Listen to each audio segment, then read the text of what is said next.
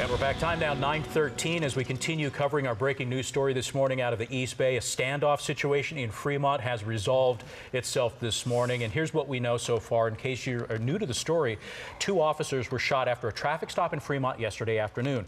That then led to the suspected shooter barricading himself inside of a home on Roberts Lane there in Fremont. At 3 o'clock this morning, police fired tear gas into that house. The home caught fire, and we've just learned in the last hour that the suspect has been confirmed dead.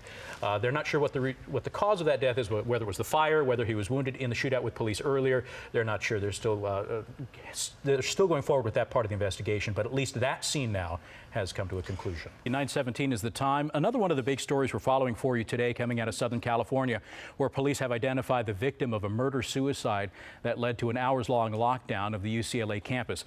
We've got the video here showing you officers responded to the campus at about 10 o'clock yesterday in full tactical gear there with armored vehicles. This after they received reports of a shooting. Once they got there, they found the bodies of 2 men in the engineering building. This morning, we've learned the victim was a mechanical engineer professor named William Klug.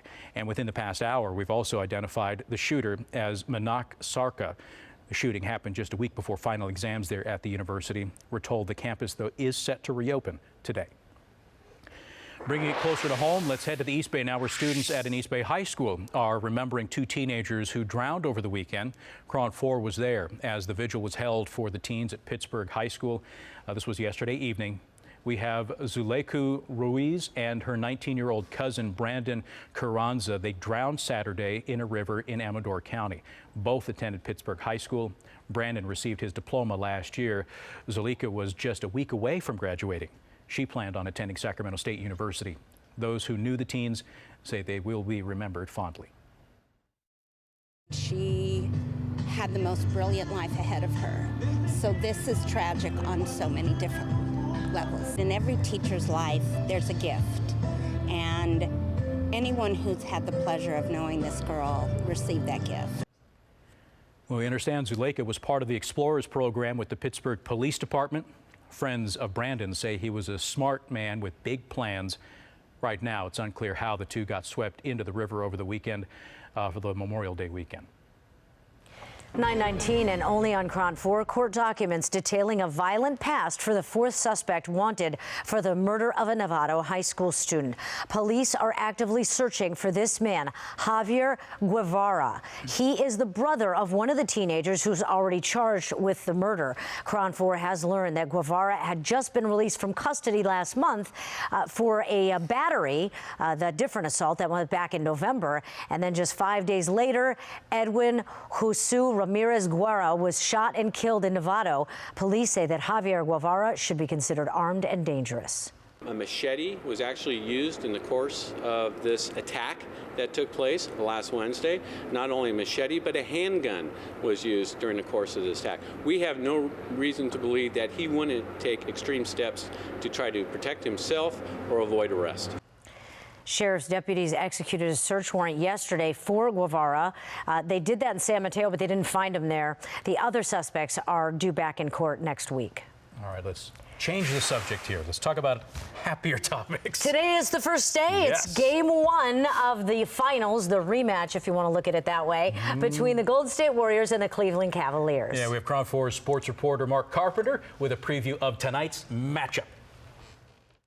One of the key storylines going into this series, the mega star power, Steph Curry and LeBron James. Combined, they've won 6 of the last 8 MVP awards. And seeing as Curry is the reigning back-to-back winner, the growing narrative is they are rivals, and he has supplanted James as the face of the league. 2 themes, both of them were quick to gloss over. That's not what I'm playing for, to be the face of the NBA, to be this or that, or to take LeBron's throne or whatever. You know, I'm trying to chase rings, and that's all I'm about. So that's where the conversation stops for me. You talk about rivalries. You talk about Carolina, Duke. You talk about Ohio State, Michigan. It's hard to say LeBron and Steph. If there's a smaller scale of another word for a rival.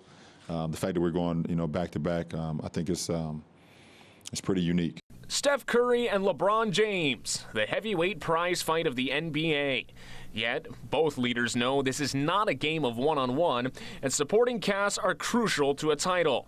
While the Cavs enter this rematch at full strength, the Warriors feel they're a different team as well, and aren't the wide-eyed new kids on the block. You know, all this stuff was it's like, whoa, everything was a shocker.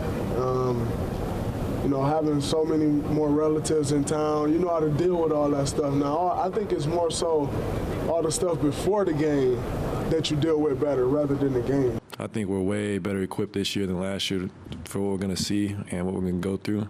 What Golden State just went through may provide another edge. They enter the finals fresh off a 7-game battle and knowing the feeling of having their season on the brink.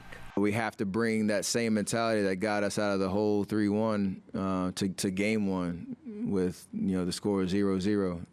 And if we can do that and play with that same hunger and that same fire as if we're playing an elimination game, I really, really like our chances. The Warriors went 2-0 against Cleveland this year. Their first win coming on Christmas Day, and the second was a 34-point blowout just a few weeks later. Tip-off is set for tonight, 6 o'clock at Oracle Arena. Mark Carpenter, Crown 4 News. Can I say it again? Can't wait. Adorable. Mark Carpenter No, or Steph Curry? He's adorable. Oh, I just love him. All right, we'll see what happens tonight with the big game one. At 9:23 right now, the big story that we've been following live on our air is this standoff unfolded this morning in Fremont, turned into a house fire, and now we've confirmed the suspect is dead. So the shelter in place and all the people who are left out of their neighborhood are allowed to go back in. So we'll have more live team coverage on that big story in just a few minutes.